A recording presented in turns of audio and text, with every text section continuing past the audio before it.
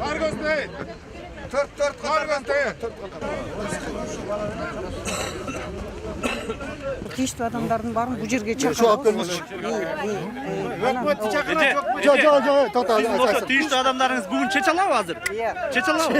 Мен алар үчүн садага Жооп бере албайт. Баарыбыз сүйлөшөбүз. О, чече албаган адамдардын кереги жок. Биз тынчтык митингге чыкканыбыздын себеби Новопавловск айыл өкмөтүнө караштуу жаңы конуштарда 11 жаңы конуш бар. Аларда ал жерде 14306 участокка бөлүнгөн түтүнгө. Азыркы күндө жашап аткандар 7000, анын ичинен бүгүн светке муктаждуу адамдары 5000 адамбыз.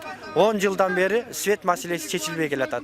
Караңгылык жаныбызга баткандан кийин эл өзүбүз акча чогултуп, столбалар, линияларды орнотуп тарттык, трансформаторлорду койдук, бирок бүгүнкү күндө өкмөт уруксат бербегендигине байланыштуу свет жок.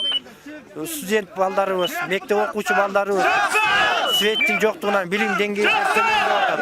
Кругозорлору өспөй жатат. Катуу суук болуп атат.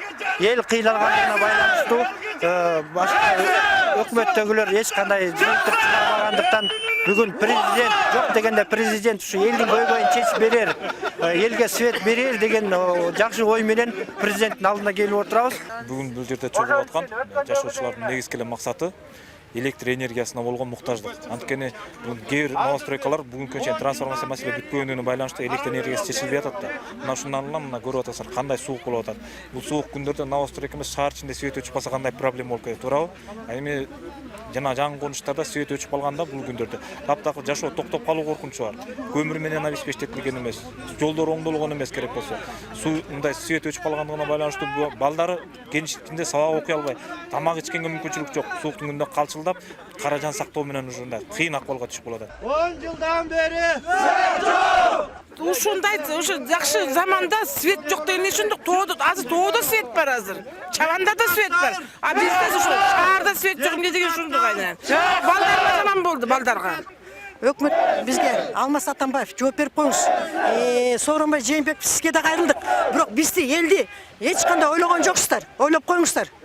Мындай сураныш сиздерден, өтүнүч сиздерден.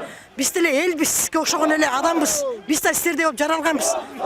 Өтүнүч дагы чыгып коюңуз. Бизге даяр светке уруксат берип коюңуздар.